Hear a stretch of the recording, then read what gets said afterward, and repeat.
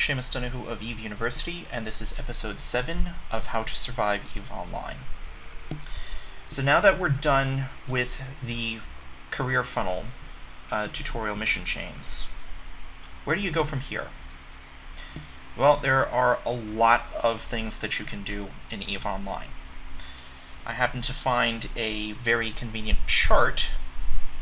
So if you go to swiftandbitter.com/eve/WTD, you have this very large but extensive chart about the different types of gameplay that exist in EVE Online. Player versus environment, player versus player, right? Stuff that you can do in station, various forms of mining, whether it's asteroid mining, moon harvesting arrays, planetary interaction, industry, making use of materials to manufacture stuff, and player-driven activities such as organizing PvP tournaments, creating your own corporation, roleplay, and so on and so forth. It's a very extensive list, or a very extensive chart, and on this particular website, mousing over some of these options, they are clickable and will lead to articles on the official EVE wiki. So studying this chart, you can see all the wide variety of options that are available to you. EVE Online is commonly referred to as a sandbox. There are many things that you can do. Some players are only focused in a few of these areas. Some players dabble in a little bit of everything. There are very few limits. So most players, after finishing the tutorial missions, they will go on to try the level 1 Sisters of Eve Epic Arc. And that starts with Sister Alitura. So if you go to People and Places, type in the search type Sister, A-L-I-T-U-R-A, that's Alpha, Lima, India, Tango, Uniform, Romeo, Alpha.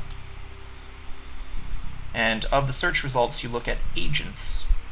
Sister Alitura, agent location, Arnon 9, Moon 3, Sisters of Eve Bureau, Epic Arc Agent Security. You right-click, you set destination, and you can take your ship to the Arnon solar system and dock up in that station. Once you're there, you can start a conversation with Sister Alitura and get started on the Sisters of Eve Epic Arc. Keep in mind, the Sisters of Eve Epic Arc, I do not think is considered a tutorial mission chain. Right? Which, by the way, brings me to another point. CCP Wrangler, I think it was Wrangler anyway, CCP Wrangler has been quoted as saying, EVE Online was not designed to look like a cold, harsh, and dark place. It was designed to be a cold, harsh, and dark place. I've mentioned suicide ganking, but there are many other ways that other players can interfere with you. Scammers, mission griefers, in missions where you are required to retrieve something for the agent, another player could scan you down with combat probes, figure out where you are, where your mission space is, warp to you, enter your mission, and steal the object that you were trying to retrieve, and then hold it for ransom. Or just simply destroy it so that you cannot complete the mission and therefore you must fail it. Now, it's against CCP rules to do any of that sort of thing to a new player in the tutorial missions, but once you've gotten up to this point, you are no longer under that protection. So you have to be cautious about how you operate. And sometimes you need to be quick about how you operate.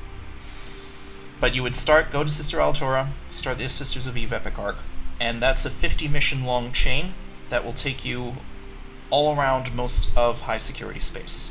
By the way, double check to make sure that your autopilot route does not have any red or orange icons in them, as these indicate low or null security. Double check your autopilot, make sure you are set to prefer safer. For Galente pilots, this shouldn't be too much of an issue because Arnon is pretty close to Galente space, or I think it is in Galente space actually. Yeah, it's in Essence. So Arnon is in Galente space, so Galente pilots shouldn't have any problems there. Amarian pilots might have longer Stargate routes. Just make sure that you're traveling through high security space only. Now, this is also... EVE Online is a very social game, despite the fact that it encourages people to backstab each other. At the same time, you're not going to get very far if you're just striking it out on your own. So it is highly advisable to look for a player corporation that might match your interests. Keep in mind, some are trustworthy, some are not. In particular, if you're recruited by a player corporation that wants you to move all of your stuff out to low or null security, leave some of your stuff behind in high security space, just as a backup. Because if it turns out that either you don't fit in well with them, or they scam newbies, then you're going to need to leave that corporation and strike out on your own again, and you'll want to have some materials left in high security space to start over with. Right. In any event, what are you going to do with all this junk that's in your item hangar? Well, your tutorial agents probably gave you 1 or 2 industrial ships. These are cargo hauling ships. Right? They will require the racial industrial skill, but none of the racial industrial skills may be trained on trial accounts. You will have to upgrade to a full account in order to make use of an Iteron, for example, or a Bestower, or a Badger, or a Hoarder, or any of the other Tech-1 industrials. Besides which, you probably don't want to carry all your worldly possessions in one ship anyway. So one of the things that you could do is go through each item, right-click, View Market Details, and take a look at how much the stuff is selling for on the market. Right? You could, for example, view market details on any of the mission loot that you picked up and see if the buy prices and the sell prices are reasonably close to each other. Maybe you'll just sell to the nearest buy order. If you're going to sell, right-click, sell this item. You'll see the basic interface for selling something, and this is just going to default to looking for an existing buy order. Somebody who has said, I will buy this item for this particular price. Who will sell to me? If you decide that you don't like the prices, and you want to try and sell it for higher, you can click on the Advanced tab and dictate a price of your own. So I could try to sell these 50mm reinforced titanium plates 1 for 28,000 ISK, which is slightly below the lowest current sell order. So you're setting up your own sell order. And you can dictate a duration for how long you want the market order to stay up there before it expires. And if it expires, the item will come back to you. There are some fees associated with it. You have to, if you're setting up your own sell order, you have to pay a broker's fee. In any case, regardless of what your method of selling is, if the transaction goes through, you also have to pay a sales tax. Right? But you can sell all the junk that you have here, or you can consider reprocessing everything. So you can right-click, reprocess. That'll break it down into minerals, and you can view market details on each of the minerals in question. Right? And see who's going to pay for, who's offering what prices on these materials. Right? Don't forget that you can sort according to the price column. By the way, if you are selling to buy orders, pay attention to the minimum volume. For example, this market order here, where somebody's willing to pay 3.7 interstellar credits per unit of tritanium for a buy order based in the Scaluzar solar system, their minimum volume is 1,000. They will not accept your sale to them unless you're selling them at least 1,000 tritanium. So if you see a particularly high price on a buy order, double check the minimum volume. It might not be 1. Be very careful about that. By the way, there are also there's a wide variety of scams that can take place, not only on the market, but also on contracts. One of the common market scams is something called margin trading. So if we go to the character sheet, skills section, settings tab, show all skills, back to the skills section. Trade, open the group window. Margin trading. Ability to make potentially risky investments work in your favor. Each level of skill reduces the percentage of ISK placed in market escrow when entering buy orders. Starting with an escrow percentage of 100% at level 0, untrained, each skill level cumulatively reduces the percentage by 25%. This will bring your total escrow down to approximately 24% at level 5. The way buy orders normally work is if you put a buy order up saying, I will buy this item for 1 million ISK, the market actually requires you to put in 1 million ISK into escrow before the buy order will be posted, normally. And if the transaction goes through, that 1 million ISK is then paid out to the seller from that escrow. Right. With margin trading, you can instead only put 240,000 ISK into escrow if you have margin trading up to level 5. And if the transaction goes through, you're expected to have the other 760,000 ISK on hand in your wallet to actually complete the transaction. Right. If your wallet is too low, then the transaction is canceled. Corollary to this, if somebody has put up a market order, which you tried to fill, but they don't have the ISK on hand because of margin trading, the transaction fails. Be very careful if you're buying something that has a low value and you're trying to sell it to a really high-priced buy order someplace else. If it looks too good to be true, it probably is too good to be true. I'm digressing a little bit into details, but the basic point is there are lots of activities that are permitted in EVE Online, which would get your account banned in any other game. Right? You can steal from a player corporation if they foolishly give you too much access to their stuff. Right? You can scam people in the market, in contracts, with misleading contracts. I haven't really talked about contracts in this video series. But scamming and stealing from your guild would get you banned in Guild Wars 2 or World of Warcraft, for example. The GMs would reverse the scamming and shut down your account. Right? So be very careful in your interactions with other players. But with that said, there are trustworthy corporations out there that you can join. Now personally, I'm biased. I think you should join EVE University. So, if you go to www.eveuniversity.org, right, you will be brought to the EVE University main homepage. You can go to the University Wiki, where you can find all sorts of information on the game. Alright, so you can also check the University Wiki, not just the official EVE Online Wiki. If you actually want to join EVE University, you can click the Join EVE University link. I kind of moved through that real quick. Here's the Join EVE University link. You can click on that, and you can start going through the application process. Although you may want to actually use the in-game browser for this purpose. So EVE menu, accessories, browser, and let me stop loading this page. Type in www.eveuniversity.org and just go through the process from there.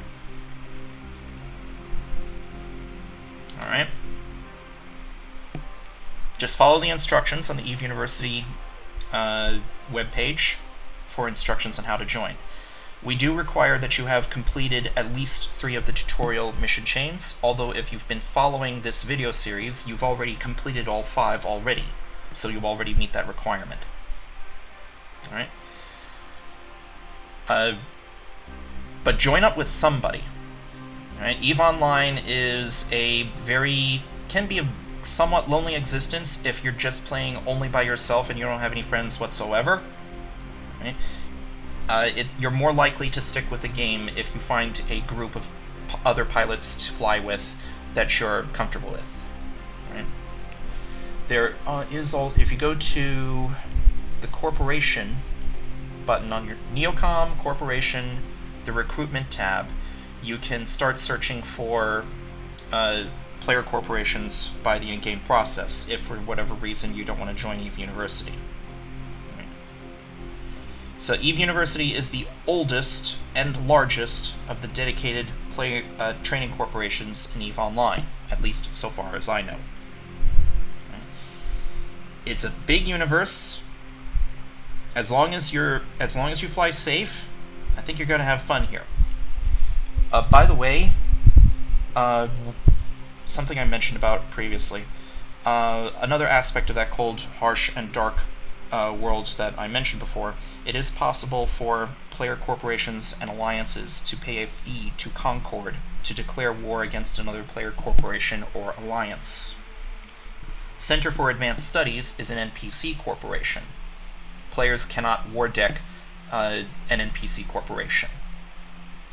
Alright, so you can stick around in the Center for Advanced Studies forever if you want to. The only downside to being in an NPC corporation is that for any of your bounties or mission rewards that are individually over 100,000 ISK gets taxed by 11% by the NPC corporations.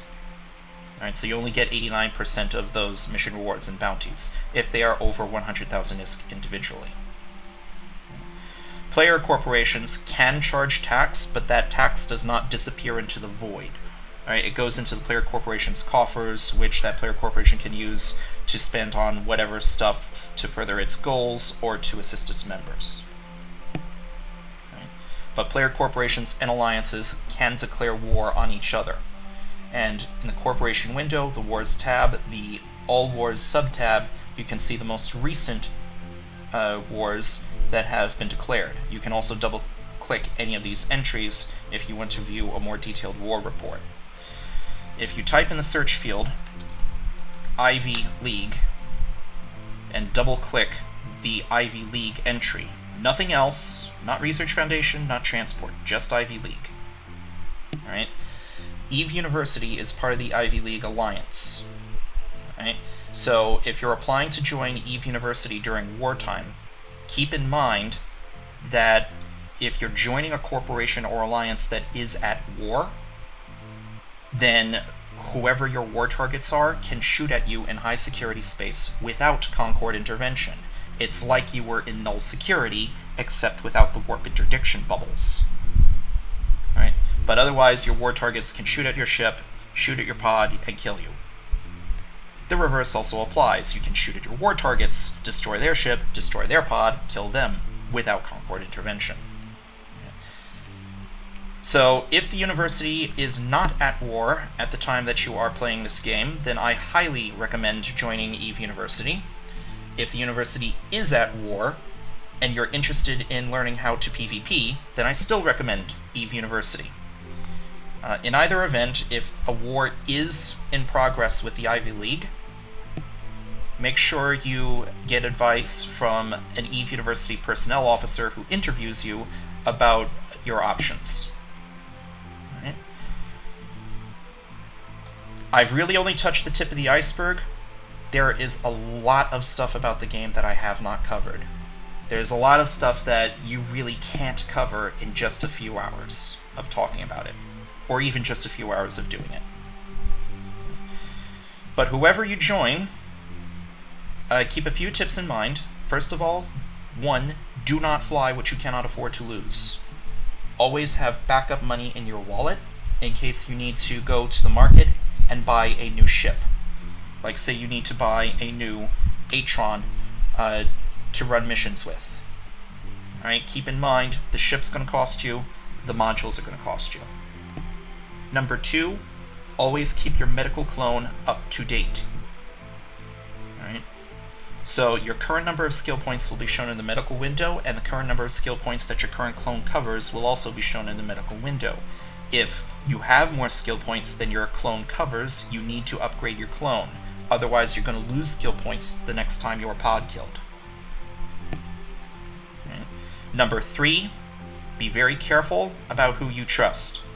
Some of them will genuinely help you, Others are out there to scam you and take advantage of you in any manner possible, and they will take advantage of your ignorance. And yet others will blow you up and then give you advice on how to play better. So, welcome to EVE Online. Welcome to the New Eden Star Cluster. I am Seamus Donoghue of EVE University. Fly safe.